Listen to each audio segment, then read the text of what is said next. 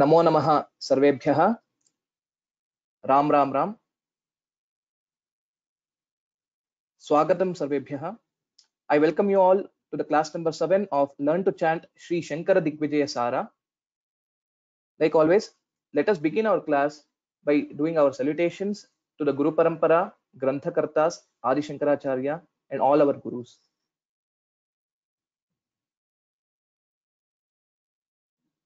गुरुरेव गतिर्गुरुमेव भजे गुरुनैव सहास्मि नमो गुरवे न गुरोः परमं शिशुरस्मि गुरोः मतिरस्ति गुरौ मम पाहि गुरो आपादमौलिपर्यन्तं गुरूणामाकृतिं स्मरेत् तेन विघ्नाः प्रणश्यन्ति सिद्ध्यन्ति च मनोरथाः।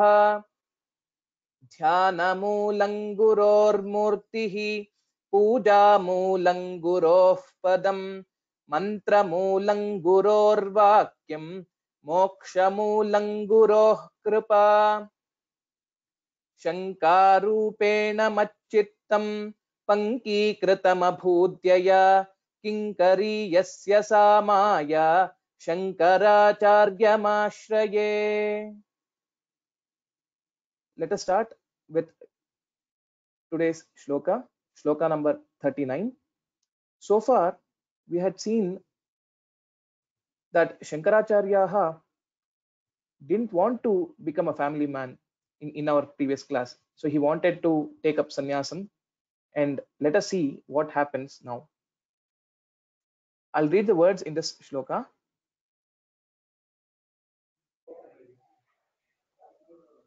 Iti vichintya saha jatu mimangshaya.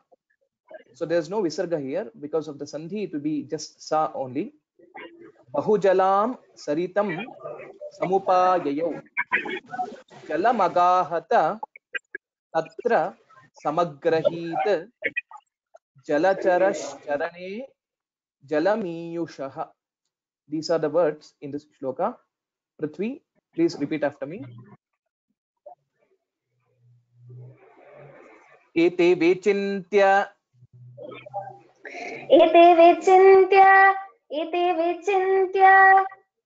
sa jatu mimangshaya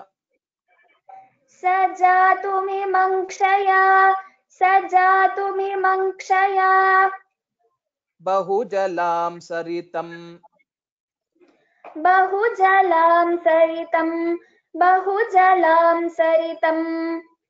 samupayayau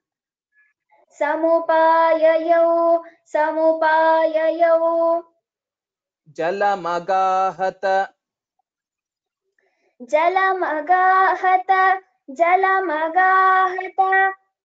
tatra samagrahit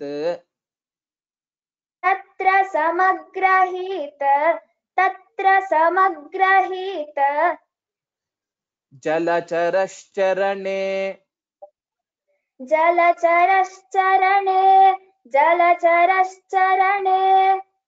jalamiyushaha.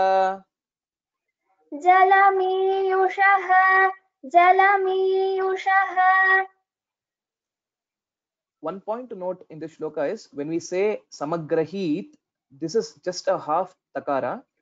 So most of the times what will happen is we will be unknowingly pronouncing it as samagrahita, like we will be almost saying it as it is a full takara, but it is a half takara. Maybe because of the regional influences, we may say it as samagrahit, we may extend a bit, but samagrahit is also right. If we just break it at samagrahit is also correct. Samagrahit, a bit of an extension is also accepted based on the regional influence. Iti vichintya sajatu mimangshaya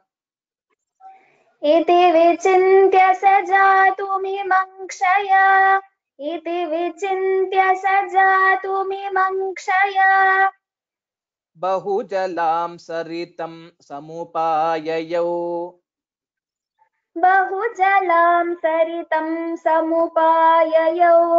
बहुजलां सरितं समुपाययौ जलमगाहत तत्र समग्रहीत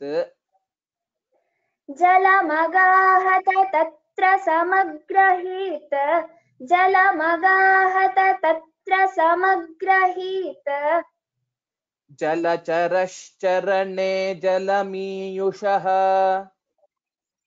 जलचरश्चरणे जलमीयुषः जलचरश्चरणे जलमीयुषः उत्तमम्. I will tell the half shloka now.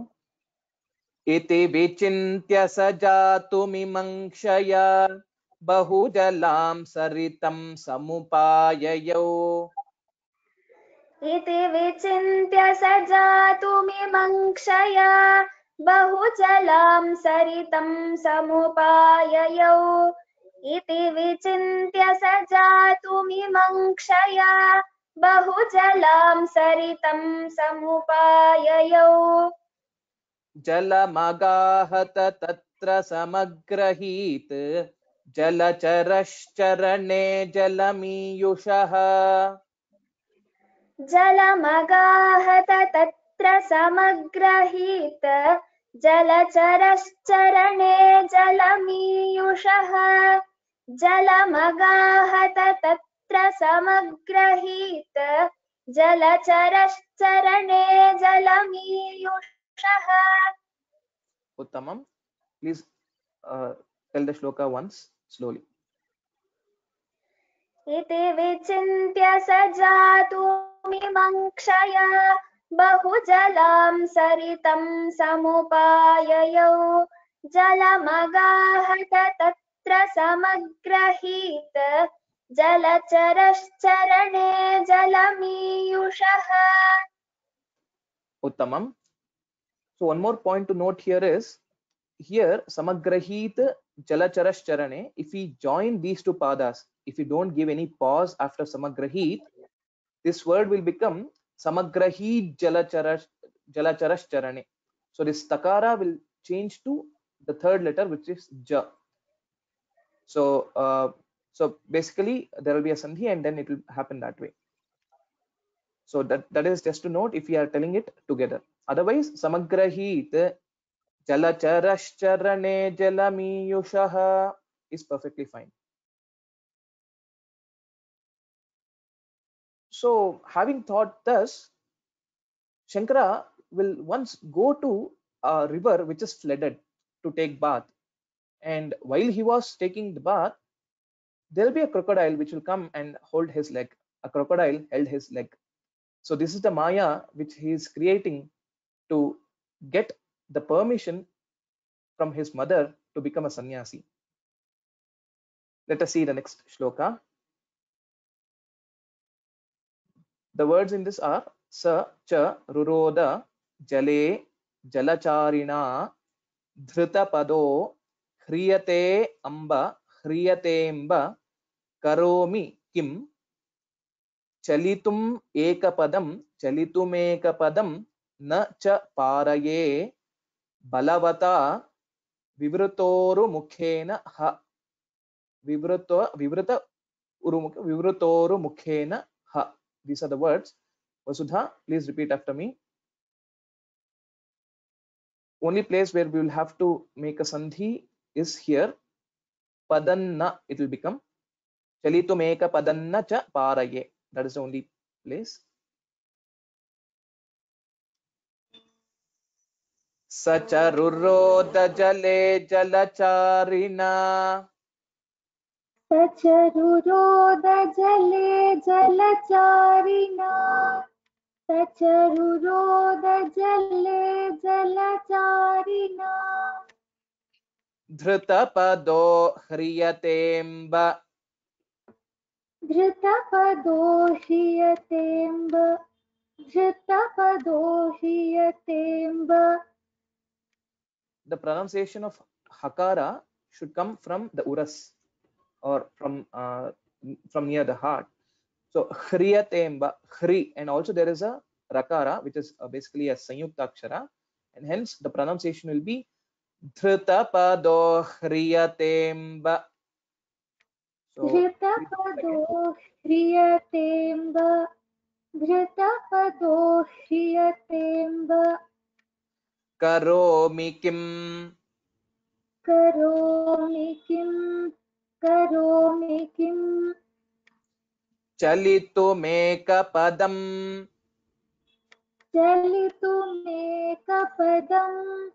चलितुमेकपदम् न च पारये न च पारये बलवता विवृतो बलवता बलवता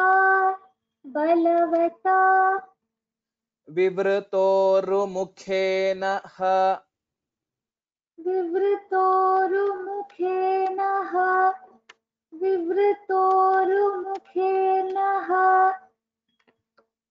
सचरुरोदजले जलचारिणा सचरुरोदजले जलचारिणा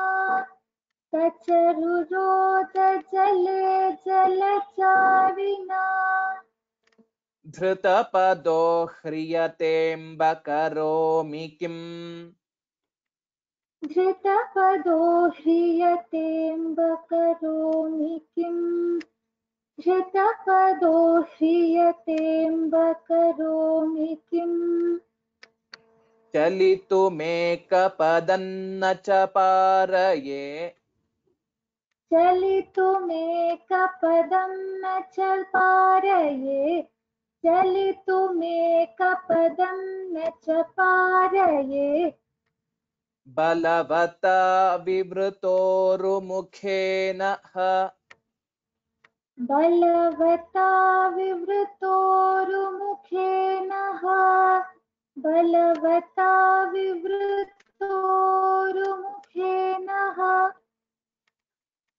Uttamam, I'll tell the half shloka now. सचरुरोदजले जलचारिणा धृतपदो ह्रियतेऽम्ब करोमि किम् सचरुरोदजले जलचारिणा धृतपदो ह्रियतेऽम्ब करोमि किम् सचरुरोदजले जलचारिणा धृतपदो ह्रियतेऽम्ब करोमि किम् चलितुमेकपदन्न च पारये बलवता विवृतोरुमुखेन चलितुमेकपदं न च पारये बलवता विवृतोरुमुखेन चलितुमेकपदं न च पारये बलवता विवृतोरुमुखेन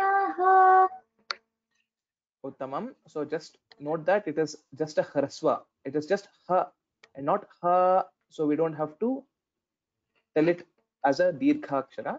So mukhena ha. Okay, that's how we'll have to stop it. So please tell the shloka once slowly. सचरुरोदजले जलचारिणा धृतपदो ह्रियतेऽम्ब करोमि किम् चलितुमेकपदं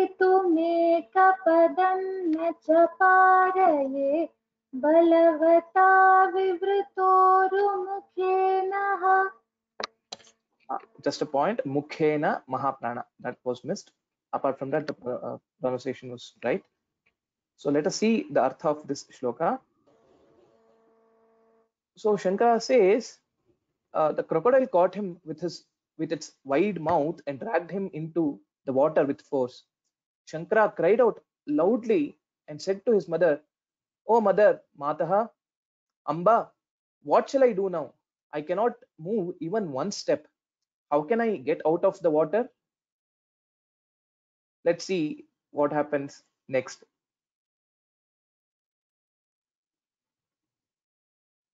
The words are Yajati Noonam Ayam चरम चलः चलो चलः जलचरोम्ब तवानुमतेन मे सकल संन्यसने परिकल्पिते यदि तवानुमतिः परिकल्पये. So few sandhi points that we'll have to note in this are ayam noonamayan charanam, again charanan chalo, charanan laha, and similarly tavanumatif parikalpaye. So these are the three places where we'll have to note the sandhi while telling the shloka. Prithvi, please repeat after me. Tyajati noonamayam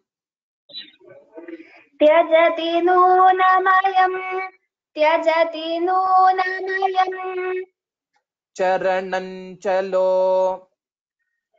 चरणं चलो चरणं चलो. So since we are breaking it, it will become chalaha. So in the next round when I teach, I'll tell it as chalaha. Jalacharomba जलचरोम्ब जलचरोम्ब तवानुमतेन मे तवानुमतेन मे तवानुमतेन मे सकल संन्यसने सकल संन्यसने सकल संन्यसने परिकल्पिते परिकल्पिते परिकल्पिते यदि तवानुमतिः यदि तवानुमतिः यदि तवानुमतिः परिकल्पये परिकल्पये परिकल्पये. त्यजति नूनमयं चरणं चलः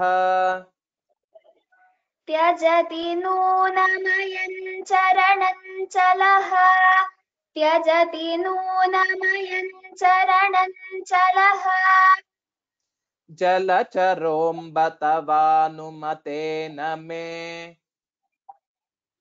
जलचरोम्ब तवानुमतेन मे जलचरोम्ब तवानुमतेन मे सकल संन्यसने परिकल्पिते सकल संन्यसने परिकल्पिते सकल संन्यसने परिकल्पिते यदि तवानुमतिः परिकल्पये यदि तवानुमतिः परिकल्पये यदि तवानुमतिः परिकल्पये. त्यजति नूनमयं चरणं चलो जलचरोम्ब तवानुमतेन मे त्यजति नूनमयं चरणं चलो जलचरोम्ब तवानुमतेन मे त्यजति नूनमयं चरणं चलो जलचरोम्ब तवानुमतेन मे सकल संन्यसने परिकल्पिते यदि तवानुमतिः परिकल्पये सकल संन्यसने परिकल्पिते यदि तवानुमतिः परिकल्पये सकल संन्यसने परिकल्पिते यदि तवानुमतिः परिकल्पये. Uttamam. So please tell the shloka once slowly.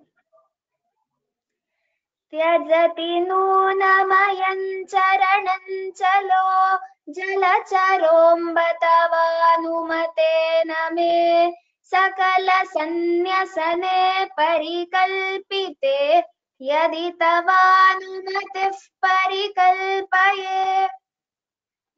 Uttamam.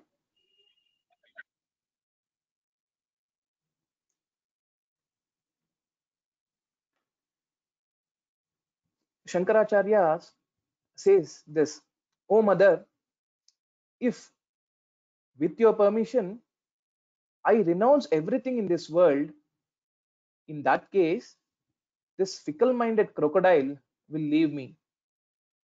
So again, O mother, if you permit me, I will take up sannyasa." This is what Shankaracharya says to his mother Aryamba. The words in this shloka are iti shishau chakita vadati sphutam vyadhita sanumatim dhrutamambika sati sute bhavita mama darshanam mritavatas tadu neti vinishchayah. Few sandhi points that we'll have to note are anumatin dhrutam ambika. Anumatin dhrutam it will become, and that is the only place we'll have to note. Vasudha, please repeat after me. Iti sheshau chakita. इति शिशौ चकिता इति शिशौ चकिता Vadati sphutam. वदति स्फुटं वदति स्फुटं Vyadhita sanumatim. व्यधितसानुमतिं व्यधितसानुमतिं Dhrutamambika. धृतमम्बिका धृतमम्बिका. So here there is a sanyukta akshara dhru, so and hence we'll have to stress it a bit, similar to sphutam, vadatis sphutam, and here also dhrutamambika. Okay, sati sute. सति सुते सति सुते Bhavita mama darshanam. भविता मम दर्शनं भविता मम दर्शनं Mritavatas-tadu. मृतवतस्तदु मृतवतस्तदु Neti vinishchayah. नेति विनिश्चयः नेति विनिश्चयः. Iti sheshau chakita vadati sphutam. इति शिशौ चकिता वदति स्फुटम् इति शिशौ चकिता वदति स्फुटम्. The sphu is a mahaprana, and hence we'll have to note also the pronunciation. Like always, like I have said in previous classes, most of the Hindi speakers or North Indians would say it as sphu. For example, in phal, they will actually pronounce it as phal, but in Sanskritam we will have to pronounce it as pa, pa and pa, the mahaprana of the letter pa. So sphutam, that mahaprana means we'll have to give more energy while pronouncing it. So that should be evident. So please repeat the line once again. इति शिशौ चकिता वदति स्फुटम् इति We are शिशौ चकिता वदति स्फुटम् Vyadhita sanumatin dhrutamambika. व्यधितसानुमतिं धृतमम्बिका व्यधितसानुमतिं धृतमम्बिका. Sati sute bhavita mama darshanam.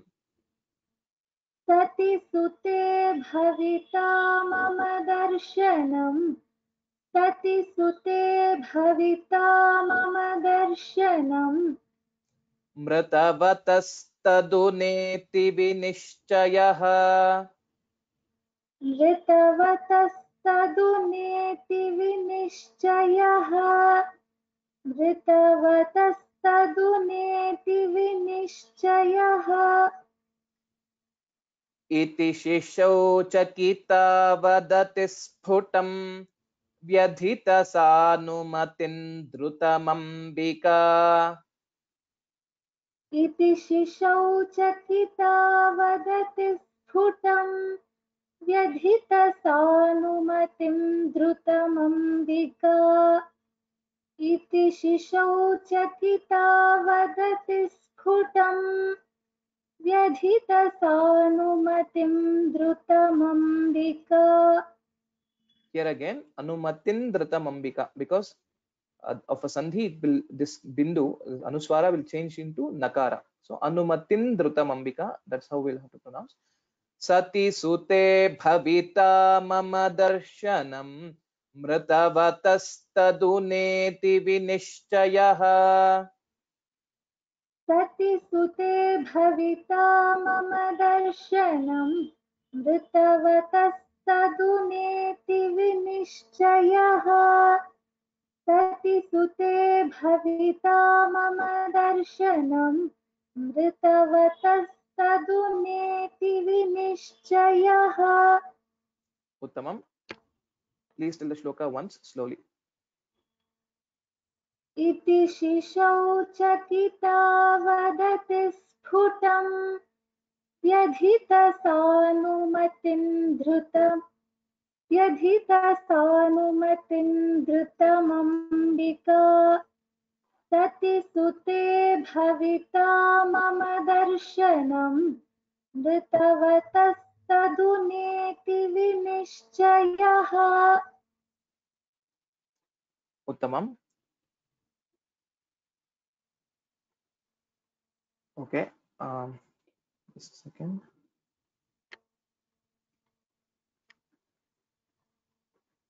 Okay. Let us see the artha of this. So on hearing these words, Shankaracharya says that if you allow me to become a sannyasi, then this crocodile will leave me.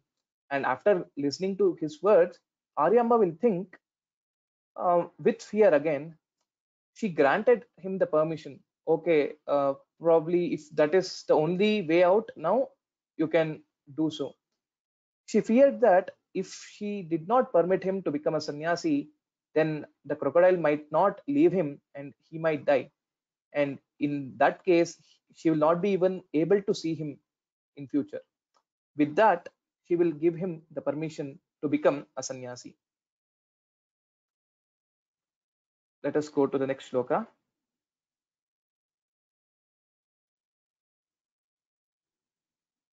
Tadanu sanyasanam manasa vyadhat atha mumocha shishum khalanakrakah शिशुरूपेत्य सरित्तटम अत्रसन प्रस्रुवमेतदुवाच शुचावृताम्. Prithvi, please repeat after me. Tadanu sanyasanam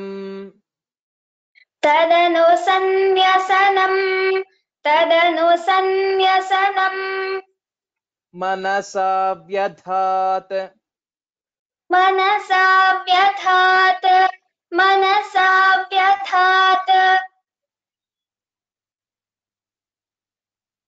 atha mumocha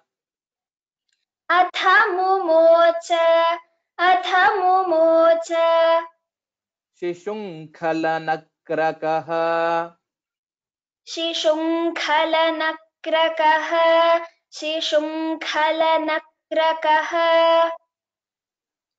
So please note here, so since it is an anuswara, since this letter is kha, this will be changed to the fifth letter, which is ka kha ga gha nga, and hence the pronunciation would be shishum khalanakrakah. So we don't have to touch our lips while telling shishum. It is not shishum, shishum khalanakrakah. That's how we'll have to pronounce it. Shishu rupetya Sarittatamattrasan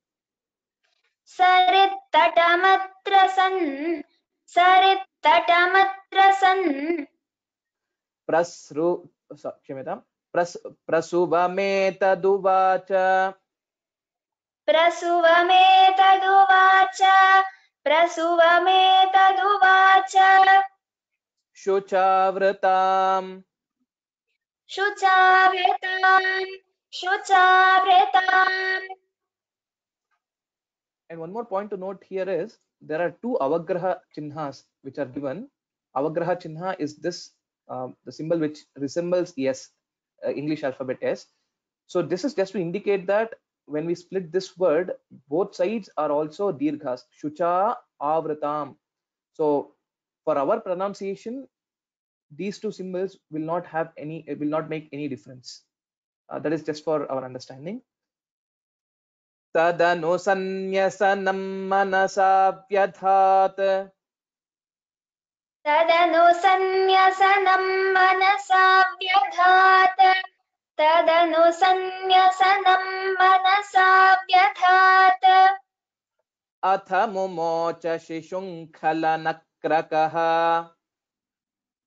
अथ मुमोच शिशुङ्खलनक्रकः अथ मुमोच शिशुङ्खलनक्रकः शिशुरूपेत्यसरित्तटमत्र सन् शिशुरूपेत्यसरित्तटमत्र सन् शिशुरूपेत्यसरित्तटमत्र सन् प्रसुवमेतदुवाच शुचावृताम् प्रसुवमेतदुवाच शुचावृताम् प्रसुवमेतदुवाच शुचावृताम्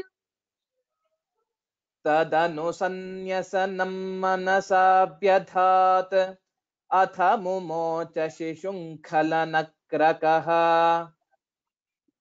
तदनु सन्न्यसनं मनसा व्यधात् अथ मुमोच शिशुङ्खलनक्रकः तदनु सन्न्यसनं मनसा व्यधात् अथ मुमोच शिशुङ्खलनक्रकः शिशुरूपेत्यसरित्तटमत्र सन् प्रसुवमेतदुवाच शुचावृताम् शिशुरूपेत्यसरित्तटमत्र सन् प्रसुवमेतदुवाच शुचावृताम् शिशुरूपेत्यसरित्तटमत्र सन् प्रसुवमेतदुवाच शुचावृताम् उत्तमम्. Please tell the shloka once. तदनु सन्न्यसनं मनसा व्यधात् अथ मुमोच शिशुङ्खलनक्रकः शिशुरूपेत्यसरित्तटमत्र सन् प्रसुवमेतदुवाच शुचावृताम्. Uttamam. Hope you are able to see the screen. Yes, sir. Okay. So one important note in this shloka for anyone who will be learning to pronounce Sanskritam. Okay. So in this shloka, there are multiple places where shakara and sakara repeat. Sannyasanam sa, manasa, and then here shishum, shishurupetya sarittamatrasan, and so on, shuchavratam. So the difference between sa and sha can be clearly known or can be learnt well in this kind of shlokas where there is repetition of those words, and again alternatively shishurupetya sarittatam. So most of the times when we are not focusing, we may say it as sishu or shisu, like etc., and those are the pronunciation mistakes that are common. Let us see the artha of this shloka. Sri Shankara at once mentally took up sannyasa, and then the cruel crocodile gave up his leg. Young Shankara, unafraid, got to the shore and told his mother the following, which we'll be seeing in the next shloka. The words in this are Sanyastavan Shishurayam Vidhavam Anatham Shiptveti Mam Prati Kadapi Na Chintaniyam Yavanmaya Sthitavata फलमापनीयं मातस्ततः शतगुणं फलमापयिष्ये. These are the words. Vasudha, please repeat after me. Sanyastavaन् शिशुरयं संयस्तवान् शिशुरयम् संयस्तवान् शिशुरयम् विधवामनाथाम् विधवामनाथाम् विधवामनाथाम् क्षिप्त्वेति मां प्रति क्षिप्त्वेति मां प्रति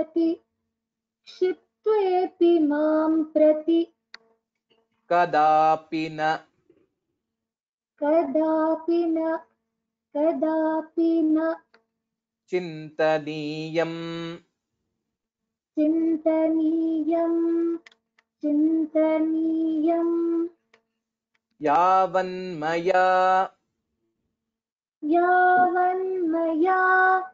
यावन्मया स्थितवता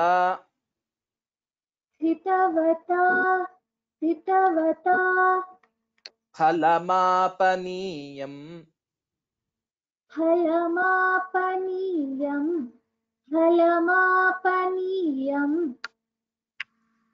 मातस्ततः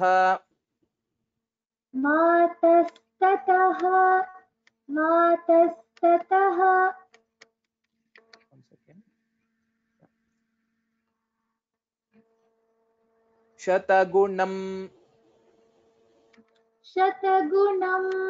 शतगुणं फलमापयिष्ये फलमापयिष्ये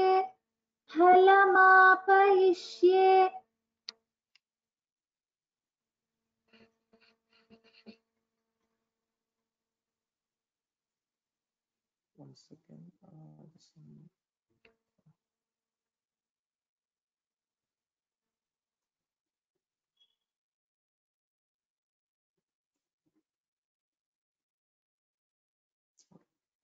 सन्यस्तवान् शिशुरयं विधवामनाथाम्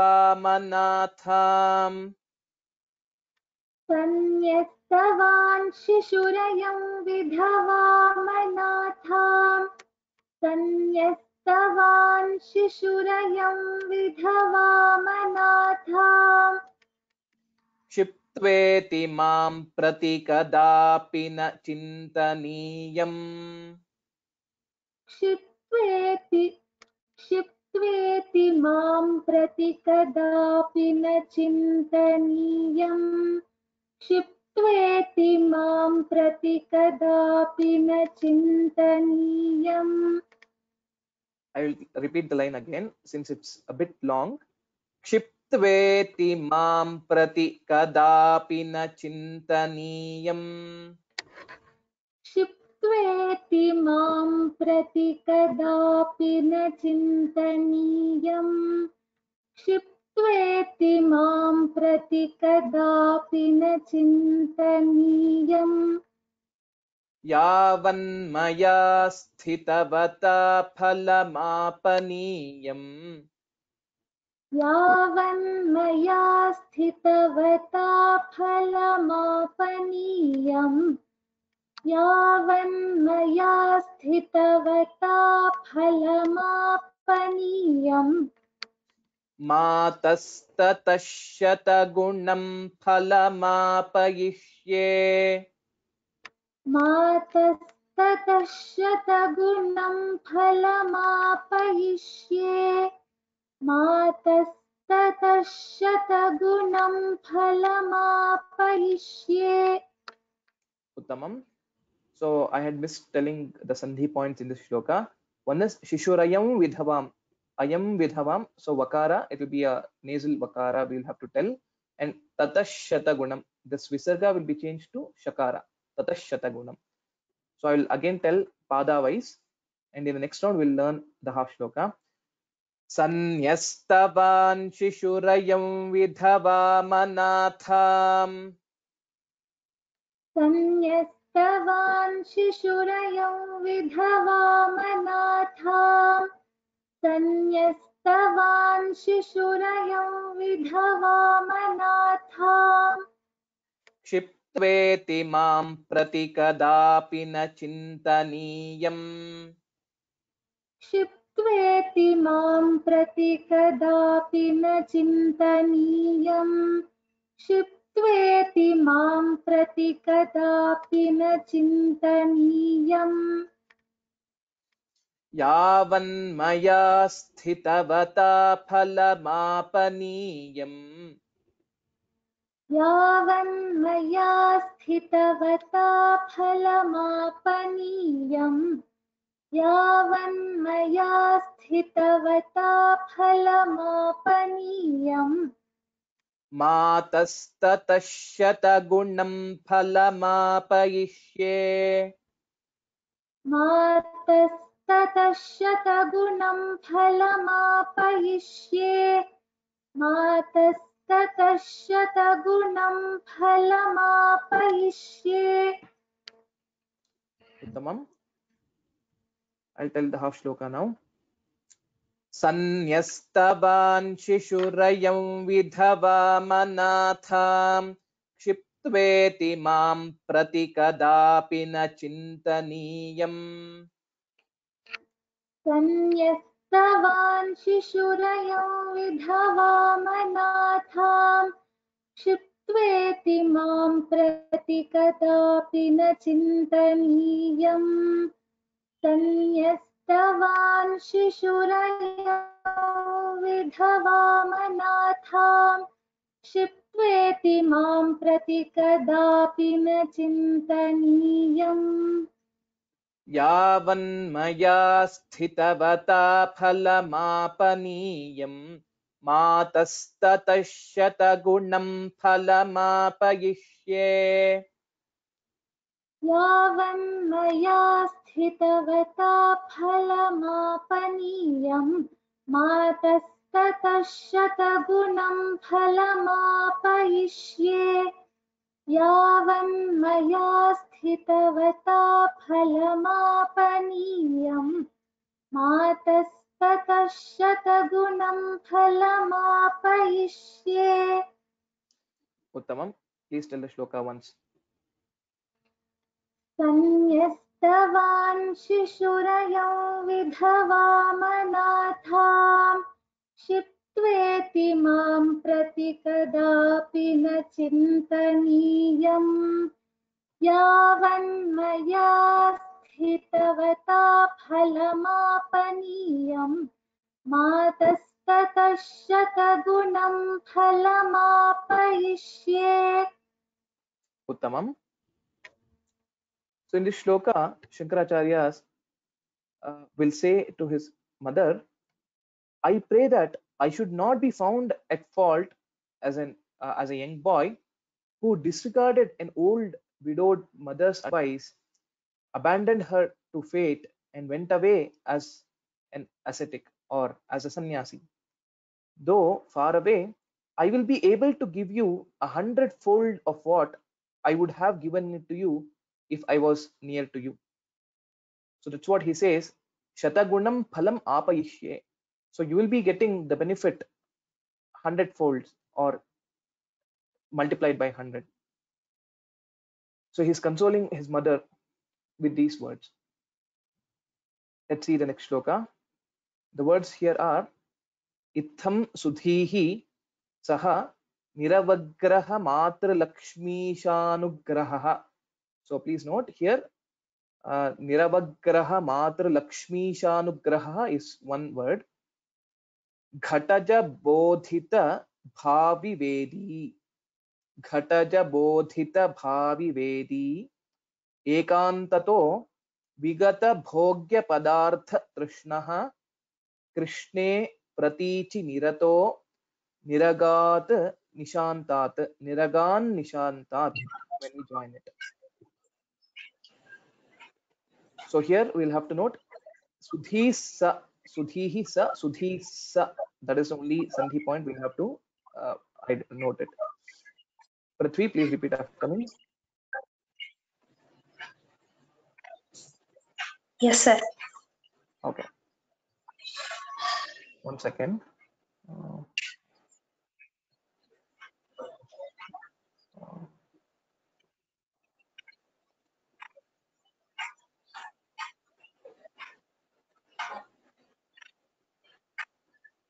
Okay. Hope you're able to see it. See the screen.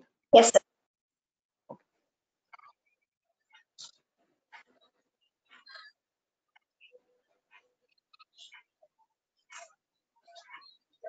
Okay. Itham sudhi saha. इत्थं सुधीः सह इत्थं सुधीः सह Niravagraha matralakshmi. निरवग्रहमात्रलक्ष्मी निरवग्रहमात्रलक्ष्मी. I will take it from Lakshmi for the next word. Lakshmi shanugraha. लक्ष्मीशानुग्रहः लक्ष्मीशानुग्रहः Ghataja bodhita.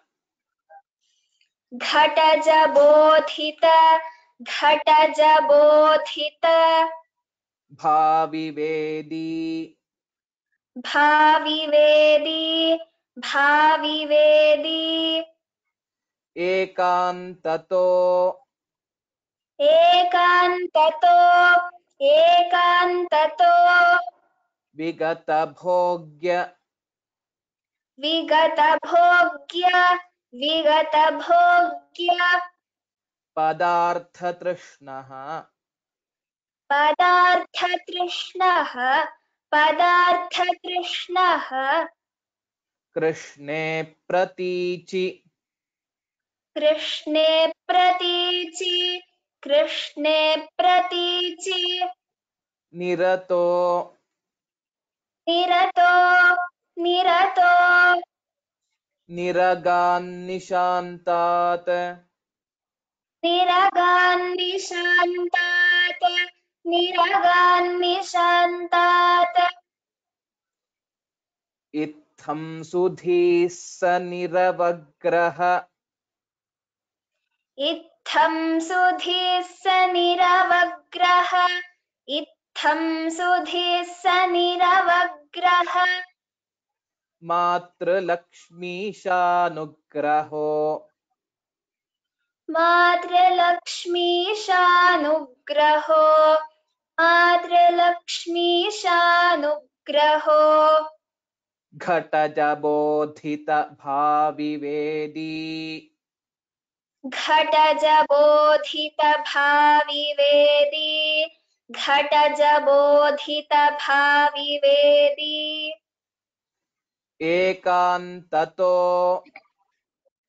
एकान्ततो एकान्ततो Vigata bhogya. विगतभोग्य विगतभोग्य Padartha trishnaha. पदार्थतृष्णः पदार्थतृष्णः Krishne pratichi nirato. कृष्णे प्रतीचि निरतो कृष्णे प्रतीचि निरतो Niraganishantat. निरगान्निशान्तात् निरगान्निशान्तात् Itham sudhi sa niravagraha matralakshmi.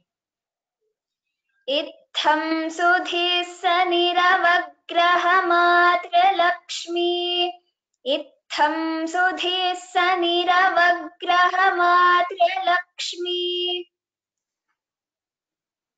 Lakshmi shanugraho ghataja bodhita bhavivedi. लक्ष्मीशानुग्रहो घटजबोधित भाविवेदी लक्ष्मीशानुग्रहो घटजबोधित भाविवेदी Ekantato vigata bhogya padartha trishnaha. एकान्ततो विगतभोग्यपदार्थतृष्णः एकान्ततो विगतभोग्यपदार्थतृष्णः कृष्णे प्रतीचि निरतो निरगान्निशान्तात् कृष्णे प्रतीचि निरतो निरगान्निशान्तात् कृष्णे प्रतीचि निरतो निरगान्निशान्तात् उत्तमम्. I will tell the half shloka now. इत्थं सुधीः स निरवग्रह मातृलक्ष्मीशानुग्रहो घटज बोधित भाविवेदी इत्थं सुधीः स निरवग्रह मातृलक्ष्मीशानुग्रहो घटज बोधित भाविवेदी इत्थं सुधीः स निरवग्रह मातृलक्ष्मीशानुग्रहो घटज बोधित भाविवेदी एकान्ततो विगत भोग्य पदार्थ तृष्णः कृष्णे प्रतीचि निरतो निरगान्निशान्तात् एकान्ततो विगतभोग्यपदार्थतृष्णः कृष्णे प्रतीचि निरतो निरगान्निशान्तात् एकान्ततो विगतभोग्यपदार्थतृष्णः कृष्णे प्रतीचि निरतो निरगान्निशान्तात् उत्तमम्. So please tell the shloka twice slowly. इत्थं सुधीः स निरवग्रह मातृलक्ष्मीशानुग्रहो घटज बोधित भाविवेदी एकान्ततो विगत भोग्यपदार्थतृष्णः कृष्णे प्रतीचि निरतो निरगान्निशान्तात् इत्थं सुधीः स निरवग्रह मातृलक्ष्मीशानुग्रहो घटज बोधित भाविवेदी एकान्ततो विगत भोग्यपदार्थतृष्णः कृष्णे प्रतीचि निरतो निरगान्निशान्तात् Uttamam. Let us see the meaning of this shloka. So here, having thus received the boundless blessings of the consort of goddess Sri Lakshmi, which is Narayana, Lakshmisha Anugraha, the learned Shankara, whose firmness in renunciation had increased when he learnt about the shortness of his life from sage Agastya. Ghataja is basically, or Kumbhaja is Agastya, left the house bearing in his mind the form of Lord Sri Krishna incessantly. So praying to Krishna, he left his home and took up sannyasa and went ahead. Let us see the next shloka.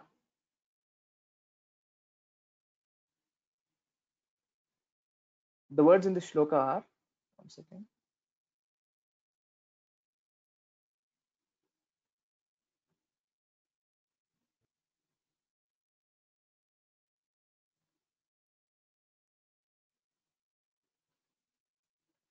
Sorry, there is some issue with the display.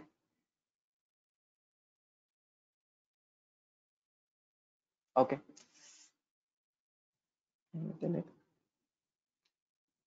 Dandanvitena Dhrutaraga Navambarena Govindanathavalam Indubhava Tatastham Tena Pravishtam Ajanishta Dinavasane Chandatvisha Cha Shikharam Charam Achalasya Charamachalasya. These are the words. Vasudha, please repeat after me.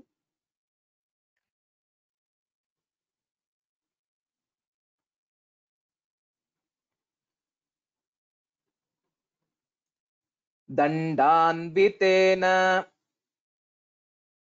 दण्डान्वितेन दण्डान्वितेन धृतरागनवाम्बरेण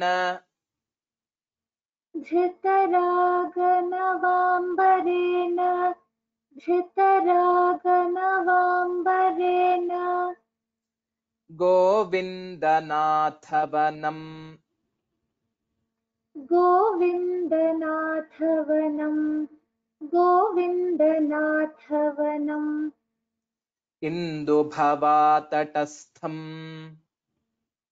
इन्दुभवातटस्थम् इन्दुभवातटस्थम्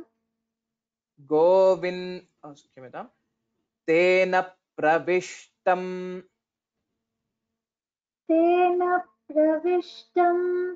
तेन प्रविष्टम् अजनिष्टदिनावसाने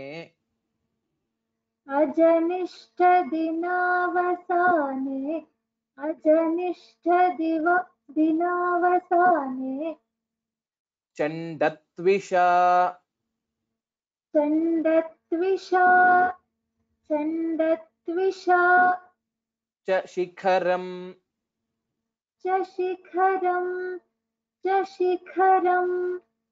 चरमाचलस्य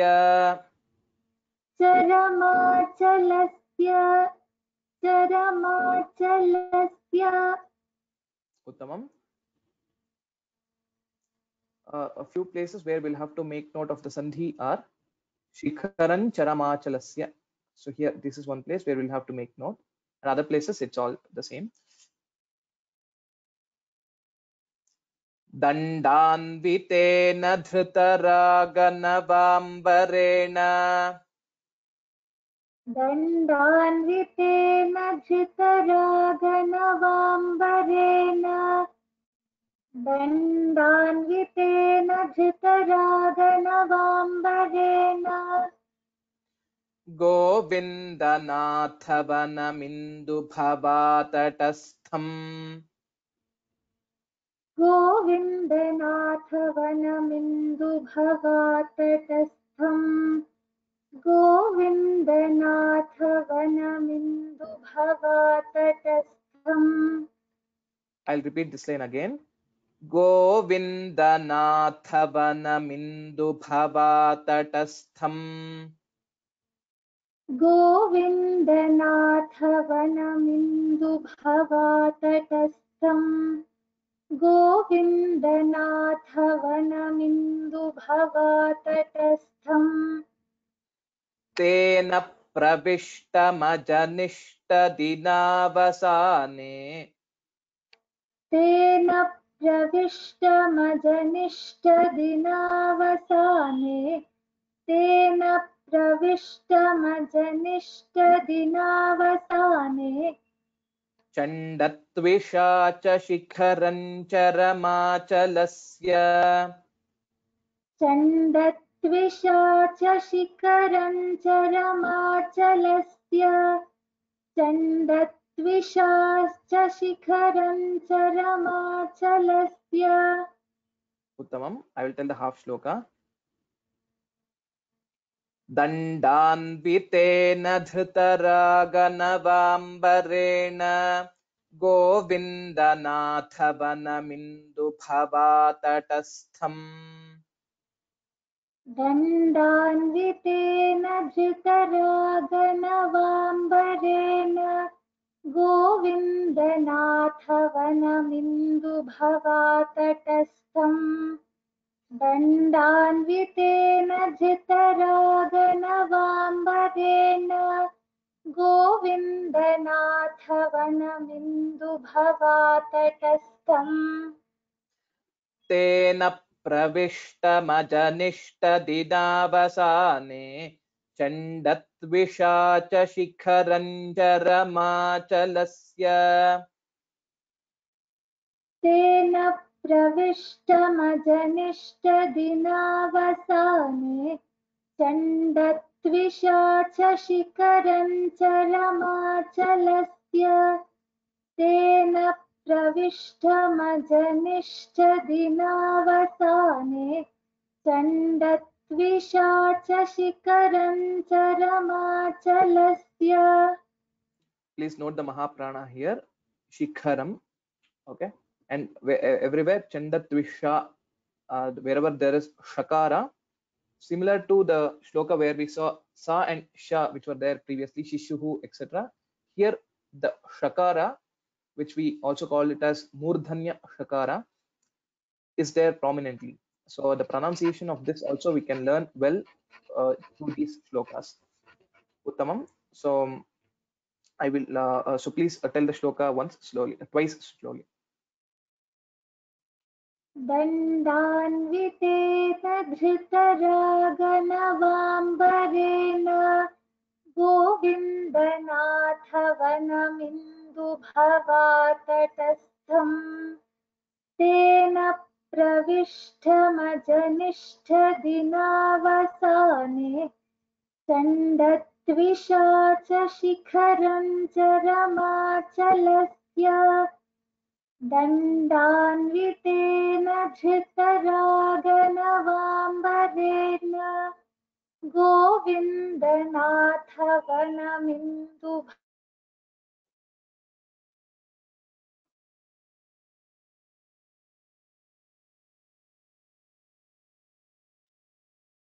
Vasudha, we are unable to hear your voice. Can you tell again, second time the shloka?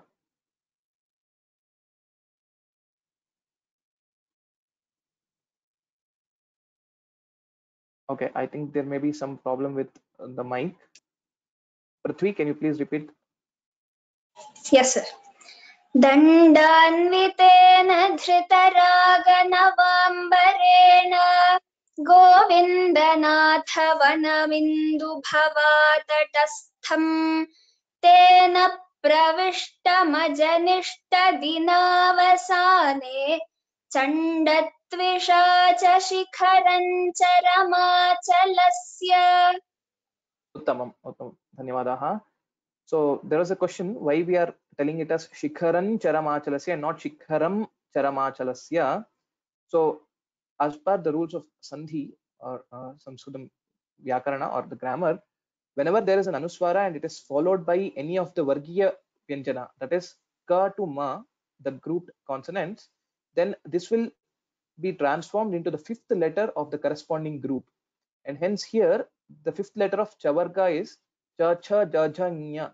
So Shikharan Charamachalasya will be the right pronunciation. Similarly, if it was Ka, Shikharan Kara, etc. So that is how Shankara, similar to Shankara, it will be. So let us see the meaning of this shloka and wind up today's class.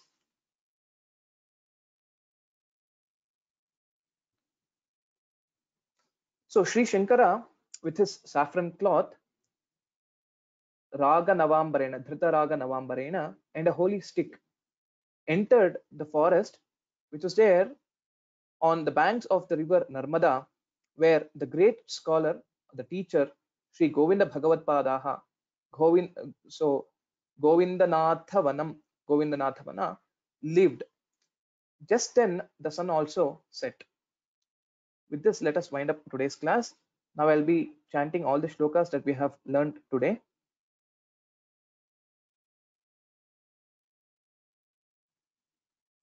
One second, I think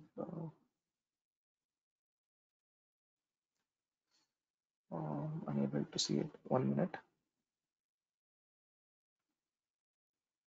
Excuse me for the problem with the display.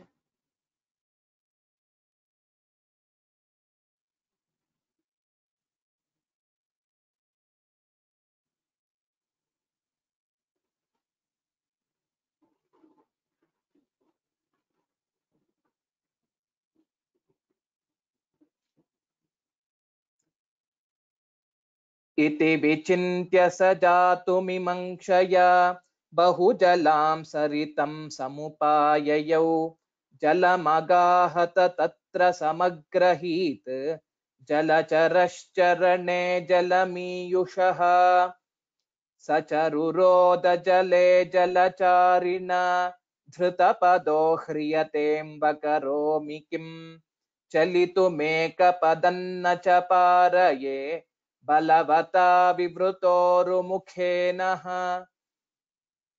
त्यजति नूनमयं चरणं चलः जलचरोऽम्ब तवानुमतेन मे सकलसन्न्यसने परिकल्पिते यदि तवानुमतिः परिकल्पये इति शिशौ चकिता वदति स्फुटं व्यथितसानुमतिं द्रुतमम्बिका सति सुते भविता मम दर्शनं मृतवतस्तदुनेति विनिश्चयः तदनुसन्न्यसनं मनसा व्यधात् अथ मुमोच शिशुङ्खलनक्रकः शिशुरुपेत्यसरित्तटमत्र सन् प्रसुवमेतदुवाच शुचावृताम् सन्न्यस्तवान् शिशुरयं विधवामनाथां क्षिप्त्वेति मां प्रति कदापि न चिन्तनीयं यावन्मया स्थितवता फलमापनीयं मातस्ततः शतगुणं फलमापयिष्ये इत्थं सुधीः स निरवग्रह मातृलक्ष्मीशानुग्रहो घटज बोधित भाविवेदी एकान्ततो विगत भोग्य पदार्थ तृष्णः कृष्णे प्रतीचि निरतो निरगान्निशान्तात् दण्डान्वितेन धृतरागनवाम्बरेण गोविन्दनाथवनमिन्दुभवा तटस्थं तेन प्रविष्टमजनिष्टदिनावसाने चण्डत्विषा च शिखरं चरमाचलस्य. These are the shlokas which we have seen today. Like last week, I'll just remind the announcement that we had last week. So the announcement was related to assignment number 1. By now, you would have also received an email on Monday related to the link through which you will be able to send it. So what you will have to do is you will have to learn the shlokas in your voice till the shloka number 38 and then send it through using the Google form. The link for the Google form is there in your email. Or if you face any difficulty in uploading through the Google form, please use raghu.vyoma@gmail.com and you can mail it to it. Otherwise, if both of these options are not so convenient, or if you face any issues in such, then please send it through WhatsApp to this number which I have mentioned here. So please note, the last day to submit, I have updated it. So this will be till this week, Saturday. I have already received a few assignments in all the 3 media. One is through Google form, through emails, and through WhatsApp. I'll be going through them, I'll be reviewing them, and then I'll be giving the feedback related to what were the mistakes or what was well said and so on. So that I will be probably giving the feedback by next week. So this about the announcement. So now I will just lower everyone's hand, and please raise your hand if you have any questions. Please raise your hand if you have any questions. Please start raising your hand now. If you have any questions, I will unmute you, then you can ask it. And then we will have a very quick round of revision. Aditya Kashyap. Aditya Kashyap, you have any question? Yeah, and Jai Shri Krishna, I suppose last time we were only supposed to send until the 28th shloka, but I only sent until that. Until 38, till what we had done in the last class. Okay, so I'll send the rest of it. Thank you. Yes, till 38 only. Not today's class is not included for the assignment number 1. So till shloka number. Yeah. Thank you. Dhanyawadaha. Okay. So any other questions? Okay. Divya. Namaste, sir. Namaste. Sir, you had announced that there might be some extra classes over the next month. So has the schedule been finalized? No, not yet. So probably that may be not possible. So that's why I did not mention anything about that. If there is anything, I will at least give 2 weeks notice. At least I'll be informing you in two sessions before, so that you can all accommodate in your calendars. Okay, so thank you very much. Dhanyawadaha. Yeah. Okay. Next, Devika Ravi.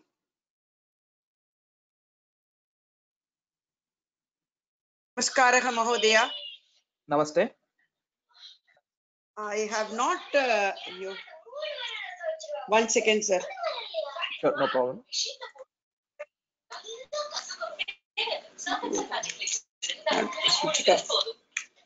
I have not received the Google form, sir. Okay. So if you had registered, right? So it would have been sent to your registered email ID through which you have registered to the course. Yeah, I've not. So, That is what I've not received in my registered email ID. oh, okay, okay. So in that case, okay, I will just show the link as well. Like I mean, just give me a few minutes. I will just show the link. So which is very easy to know. It is just tinyurl.com/SDS. That is Shankara Okay. Digvijaya Sara SDS HW homework 1. That is the link you can navigate through. So I had just created one. Actually, I'm short not very, very competent in sending this recording and sending and all that. I don't know how to do it at all. So No what to do, problem. sir? So that's why I have given you 3 options. So you can either upload through form or email, or in the worst case, the most easiest would be probably WhatsApp in that case. So say if you are able to use Okay, sir. WhatsApp, then you can send it through that. Not an issue. Okay, Okay. sir. Sure. Okay, I will send it Dhanyawadaha. through WhatsApp, sir. Yeah, sure. Dhanyawada. Dhanyawad. Okay. Mohana Sundarajan, you have self-muted, so please unmute and speak. Mohana Sundarajan. Can you hear me?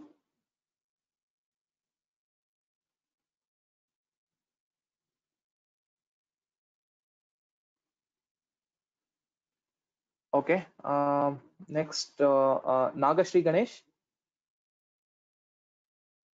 Namaste, Mahodaya. Namaste. I had doubt in shloka number 46. Okay, sure. In that, in second para, there is tena pravishta majanishta, right? Right. There, why should we stress on pra? Pra. Okay. Tena pravishta. So whenever there is any Sanyukta Akshara, for example, Sanyukta Akshara is combination of more than 2 consonants. So here you can see pa is there and also ra is there. So this is one Sanyukta Akshara. Similar to that is tvisha. Tu is also a Sanyukta Akshara. Similarly, stha. So wherever there is a consonant, I mean this Sanyukta Akshara, we'll have to give a little bit of stress. That is why it will become tena pravishta. And also, since it is after there is pause, and also it's a new word, so there you can notice that stress well. That is the only thing. So tena pravishta, that's how it will be. Tena pravishta majanishta. So that's it. Okay, Hope okay, sir. you're yeah. Okay. Dhanyawadaha. Okay. So Niharika. I don't have any questions, sir. I wanted to read Oh, okay. this. Okay, okay, sure. I'll just give. I'll just call out in a few minutes. Shamala Ramachandran. Hello, can you hear me? Yes, yes. I went to the Google form and I pressed there to take for the script of the lesson. It again Got asked it. me to register, and again it got registered again. So Okay. once you open the Google form, immediately you have to start reciting No, after putting the email. No. So I think probably it's you're just confusing between the things. So once you have recorded it and the file is ready, after that you can go to the form and then upload your file. Okay, first you have to record, and then only Yeah, open and put the email. Yes. Record it Because and keep it ready. Okay, Okay, no, how and to then record it where on the iPad only? Yes, you can record it on iPad, and then okay. So if it is through iPad, you'll have to follow 2 or 3 more steps more. So you'll have to save it in My Files or something, and then through that you will be able to upload it. But it is Okay, then probably 2 or 3 steps, a little bit difficult if you don't have a computer as such. Otherwise, yeah, for now, for this assignment number 1, at least you can send it through the other means, through email or through WhatsApp. okay, then you record and then put as an attachment or something. Because Yeah. I wanted to take the script of the lesson. I went again, it's saying you register. So Okay. after For I the put the script, email okay. only, the lesson will open. The lesson Yes, of yes, the yes, yes. So for that, right? I hope you are all able to see the screen. So once you go to sanskritfromhome.in website, so first okay. step that you'll have to do is, I'll just quickly show it to you all. So first step you'll have to do it is to sign in. So once you sign in, then go to navigate to the course page. Okay. So Okay. once you go to that course, like so here, for example, I want to go to so learn to chant Shankar Digvijaya Sara. Okay. Just go to this course. And Okay. where can you find all the script and everything? So just scroll down till the end. So here, just below this, take this course button, right? Or basically for you, it will be like unsubscribe or something. So here it will be there. Let's click on any of the lesson, enter the lesson. So only when Yeah, you are I kept, logged in, no, only I then you'll be clicked able there. to, yes. No, And I in this clicked case, there once and you come again it here, is saying you register. So I don't know why I kept on registering again and again. The lesson was not opening. okay, so that could be some technical problem. So if you can just write an email to support, then it will be helpful. We will try to get it fixed. And Okay. once you're in the lesson, you can navigate to the other lessons through this arrow key. Okay. And or you can click on this to get the script and so on, and go to the different lessons to access audio, video, and the presentation materials. So this Okay. can be this is just a general information that I'm giving for all the participants who are listening to it, so that they'll be able to navigate it easily without any issue. Okay, Okay. let me try. So Otherwise, if yeah, nothing works, I'll send through WhatsApp. yeah, sure. Dhanyawadaha. Thank you. Thank you. Okay. Yeah. Okay. I think there are no more questions, and we are running out of time, and so I apologize for taking more time in Q&A and so on, and so we couldn't revise today's class shlokas. What we'll do is, in the next class we will revise the shlokas first, and then we'll continue with the lesson. That's what we'll do. So with this, probably I will end today's session.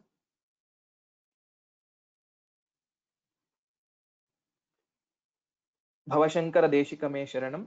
धन्यवादाः. राम राम राम सर्वेभ्यः.